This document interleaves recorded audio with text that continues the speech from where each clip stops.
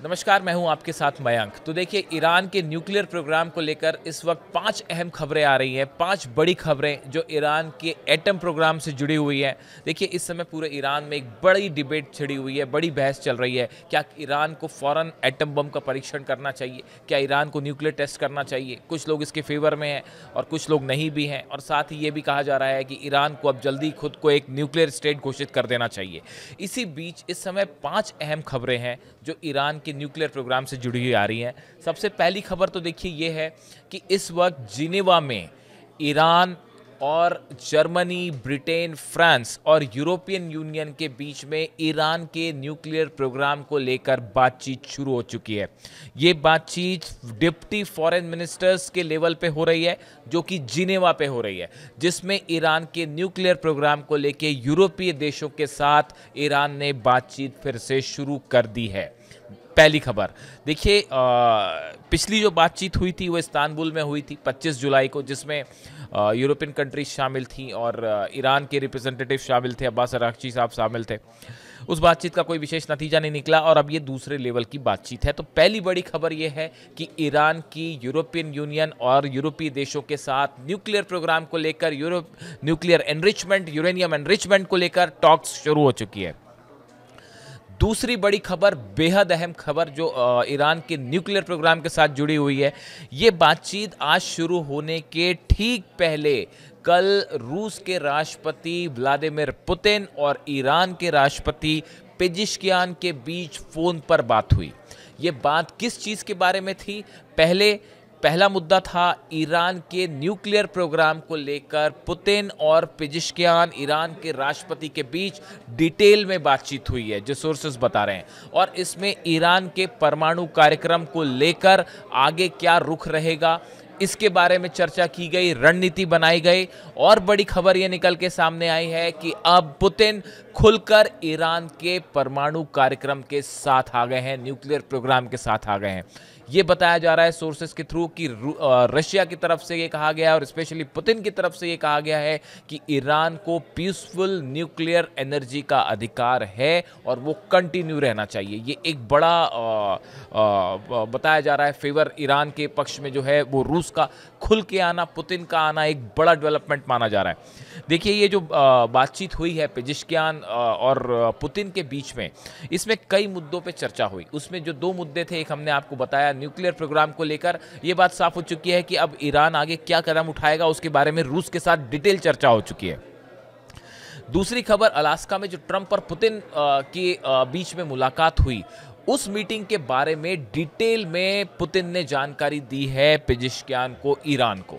और यह भी तय हुआ कि उस मीटिंग में ट्रंप क्या चाहते थे, ट्रंप रूस से आगे क्या चाह रहे हैं, यूक्रेन वॉर का क्या होने वाला है, और न्यूक्लियर प्रोग्राम को लेकर ट्रंप क्या सोच रहे हैं ईरान के बारे में। इन सब मुद्दों पर पुतिन और पेजिशकियान के बीच में डिटेल में बात हुई है और साफ तौर पर एक अगला क्या कदम उठाया जाए इसकी रणनीति भी बनी है। देखिए, तीसरी बड़ी खबर जो आ रही है वो ये कि रूस ने ईरान के साथ खुलकर आने का जो फैसला कर लिया, हमने आपको बताया, उस दिशा में रूस ने एक बड़ा कदम और उठाया है। देखिए, Russia's envoy to international organisation in Vienna, Mikhail यूलानोव,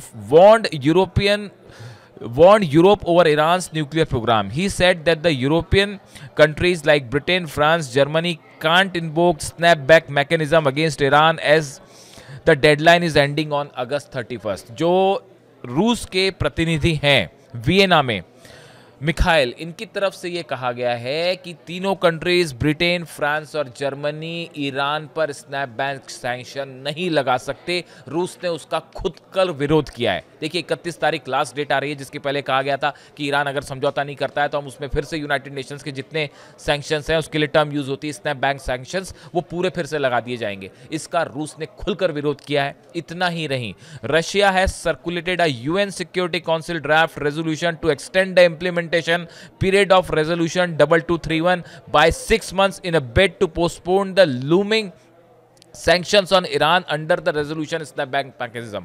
रूस की तरफ से एक प्रस्ताव सामने लाया गया है जिसमें ये कहा गया है कि जो डेडलाइन 31 तारीख तक की है, उसके पहले ईरान पर दबाव बन रहा था कि आप समझौता करें, बातचीत करें, वरना सैंक्शंस लगेंगे। उस ड्यूरेशन को, उस टाइम लिमिट को 6 महीने आगे बढ़ा दिया जाए। इस तरह का ड्राफ्ट रूस की तरफ से सर्कुलेट हो रहा है। हालांकि ये फॉर्मली अभी सामने नहीं रखा गया है। हो सकता है आज या कल में ये बात यूएन सिक्योरिटी काउंसिल में रख दी जाए। ये एक बड़ा डेवलपमेंट है। इंटरनेशनल स्टेज पर रूस का इतने खुलकर ईरान के न्यूक्लियर प्रोग्राम को सपोर्ट करना, ये एक बड़ा पॉलिसी चेंज आ रहा है, जो ऐसा एक्सपर्ट बता रहे हैं, विदेश नीति के जानकार बता रहे हैं। इसके अलावा जो एक चौथी बड़ी खबर है वो ये कि ईरान की तरफ से खबर आ रही है, जिसके बारे में अभी कोई पुख्ता जानकारी नहीं है, सोर्सेस से खबर है, लेकिन ये बड़ा डेवलपमेंट है। देखिए, Iran signals its readiness to scale back uranium enrichment from 60% to 20%। देखिए, ये कहा जा रहा था शुरू से कि ईरान का जो एनरिच्ड यूरेनियम है, ये 60% तक जो है इसका एनरिचमेंट हो चुका है। अब ऐसा बताया जा रहा है कि ईरान में ये इस बात को लेकर एक राय बन रही है कि ये जो एनरिचमेंट लेवल है, इसको 20% कर दिया जाए। 3.4% की बात हुई थी जो 2015 में न्यूक्लियर एग्रीमेंट हुआ था, उसमें ये कहा गया था कि 3.4% तक न्यूक्लियर एनरिचमेंट प्यूरिफिकेशन जो है वो ईरान को अनुमति दे दी जाएगी।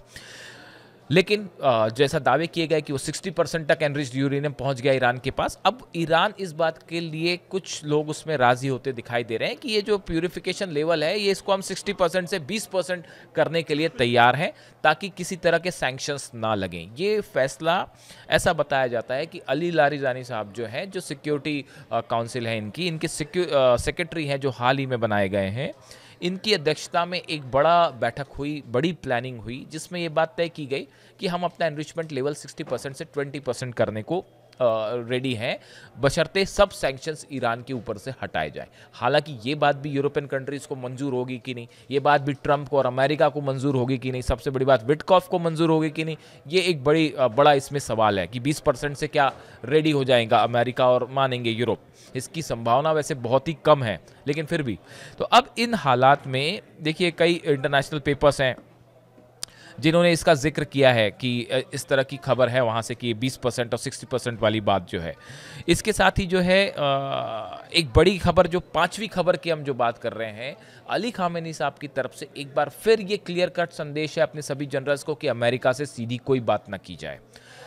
अब ईरान में भी देखिए कई इस मुद्दे को लेकर, एटम बम परीक्षण को लेकर, न्यूक्लियर एनरिचमेंट को लेकर कई अलग अलग तरह की राय हैं, और बड़ी स्वाभाविक सी बात है किसी भी विकासशील देश में जो तेज़ी से विकास करना चाहता है, उसमें हर पक्ष को अपनी राय रखने की अनुमति होनी चाहिए।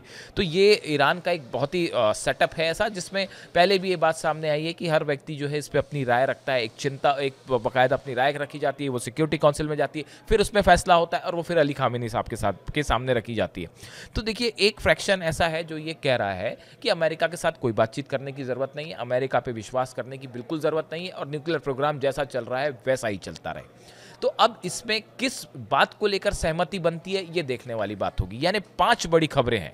देखिए, जिनेवा में बातचीत शुरू हो चुकी है न्यूक्लियर प्रोग्राम को लेकर, पुतिन और पेजेश्कियान के बीच बातचीत हुई है। दूसरी बड़ी खबर, पुतिन और रूस खुलकर ईरान के साथ आ गए हैं। अब न्यूक्लियर प्रोग्राम का जहां तक सवाल है, ईरान अपने यूरेनियम एनरिचमेंट का लेवल कम करने को भी तैयार होता दिख रहा है, ऐसा कुछ सोर्सेज से खबर है। चौथी बड़ी खबर और पांचवी एक बड़ा धड़ा ये चाह रहा है ईरान का कि किसी तरह की कोई बातचीत नहीं होगी, सीधा आप न्यूक्लियर प्रोग्राम को आगे बढ़ाइए, कोई टॉक्स करने की जरूरत नहीं है। तो ये 5 बड़ी खबरें इस समय की ईरान के न्यूक्लियर प्रोग्राम को लेकर आ रही हैं। अब सबकी नज़र है जिनेवा पे कि जिनेवा में यूरोपियन कंट्रीज़ के साथ टॉक्स के बाद इसका नतीजा क्या निकलता है, क्या कुछ नतीजा निकलता भी है या नहीं, और ये डिसाइड करेगा मिडिल ईस्ट में मामला किस तरफ आगे बढ़ता है। क्या फिर से एक बार जंग होगी, ये बड़े सवाल। जो भी अपडेट होगा आप तक पहुँचाएंगे। Thank you so much.